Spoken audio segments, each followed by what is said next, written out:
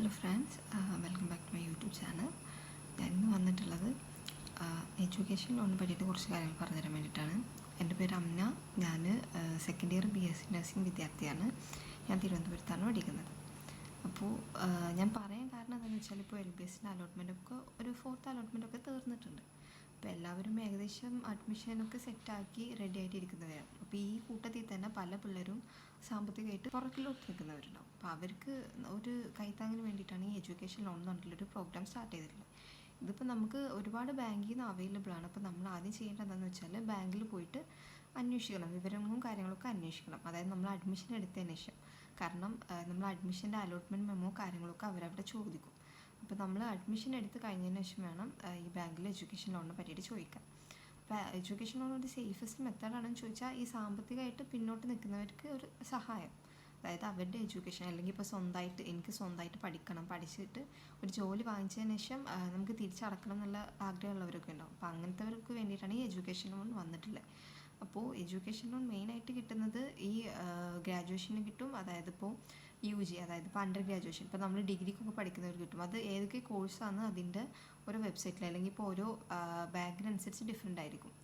പിന്നെ ഇപ്പോൾ ഒരു എത്ര എമൗണ്ട് കിട്ടുന്നുള്ളതും ബാങ്കിനനുസരിച്ചിട്ടായിരിക്കും പിടിക്കുന്നത്. ഇപ്പോൾ നോർമലി 4 lakhs ആണ് വരുന്നത്. അതായത് ഇപ്പോൾ ഒരു കുട്ടിക്ക് 4 ലക്ഷമാണ് മെയിനായിട്ട് അവർ അനുവദിച്ചിട്ടുള്ളത്, വിത്തൗട്ട് കൊളാറ്ററൽ. അതായത് ഇപ്പോൾ നമ്മൾ ആധാരോ കാര്യങ്ങളൊന്നും വെക്കാണ്ട്, സെക്യൂരിറ്റീസ് ഒന്നും വെക്കാണ്ട് മിനിമം 4 ലക്ഷമാണ് പറഞ്ഞിട്ടുള്ളത്.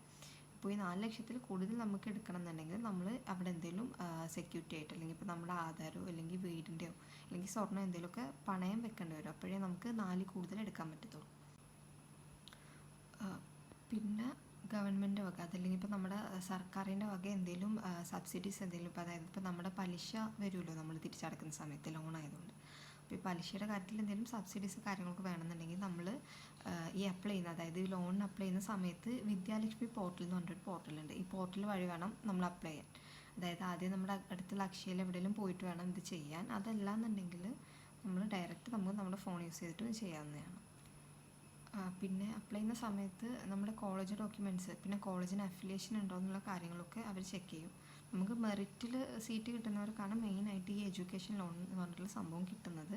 അല്ലാത്തവർക്ക് കിട്ടാത്തൊരു ബുദ്ധിമുട്ടാകും. കാരണം അതിൻ്റെ പുറകെ ഒരുപാട് ഓടേണ്ടി വരും. പിന്നെ കുറേ ഡോക്യുമെൻറ്റ്സ് കാര്യങ്ങളൊക്കെ ഉണ്ട്.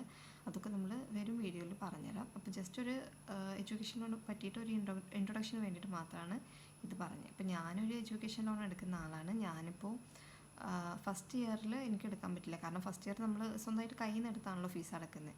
അപ്പോൾ ഫസ്റ്റ് ഇയർ മാത്രം ഞാൻ സ്വന്തമായിട്ട് എടുത്ത്, സെക്കൻഡ് ഇയറും തേർഡ് ഇയറും ഫോർത്ത് ഇയറിനും ഞാൻ എഡ്യൂക്കേഷൻ ലോണിൽ നിന്നാണ് ഫീസ് അടക്കുന്നത്. ഇപ്പോൾ സെക്കൻഡ് ഇയർ ആണ്, സെക്കൻഡ് ഇയറിൻ്റെ ഫീസ് അടച്ച് ഇപ്പോൾ തേർഡ് ഇയർ കഴിഞ്ഞ് തേർഡ് ഇയറിൻ്റെ ഫീസും ഞാൻ അടച്ചിട്ടുണ്ട്. ഇനിയിപ്പോൾ നമ്മളിപ്പോൾ ഇറങ്ങിയ ഉടനെ തന്നെ തിരിച്ചടക്കണം എന്ന് പറയുന്നില്ല. കാരണം ഒരു വർഷം പഠിച്ചിറങ്ങി കഴിഞ്ഞ ഒരു വർഷം നമുക്ക് ഈ ഒരു വർഷത്തിനകത്ത് ഈ ഒരു വർഷം നമുക്ക് ജോലിയൊക്കെ സെറ്റിലാക്കിയിട്ട് നമ്മുടെ ജോലിയും കാര്യമൊക്കെ സെക്യൂർ ആക്കാം. അതിനുശേഷം നെക്സ്റ്റ്, അതായത് നമ്മൾ പഠിച്ചിറങ്ങി ഒരു വർഷം കഴിഞ്ഞ് നെക്സ്റ്റ് വർഷം മുതൽ നമ്മളിത് തിരിച്ചടച്ച് തുടങ്ങണം. എന്നിട്ട് നമ്മുടെ ഈ നമ്മൾ എടുത്തിട്ടുള്ള ക്യാഷും അതിൻ്റെ കൂടെ തന്നെ എക്സ്ട്രാ വരുന്ന എമൗണ്ട്, അതായത് പലിശയും കൂടെ ചേർത്തിട്ട് നമ്മൾ തിരിച്ചടക്കണം. അപ്പോൾ ഈ എഡ്യൂക്കേഷൻ ലോണിനെ പറ്റിയിട്ടുള്ള വീഡിയോ ഇത്രയേ ഉള്ളൂ. ബാക്കി കാര്യങ്ങളൊക്കെ അടുത്തൊരു വീഡിയോ ആയിട്ട് വീണ്ടും കാണാം. Okay, by.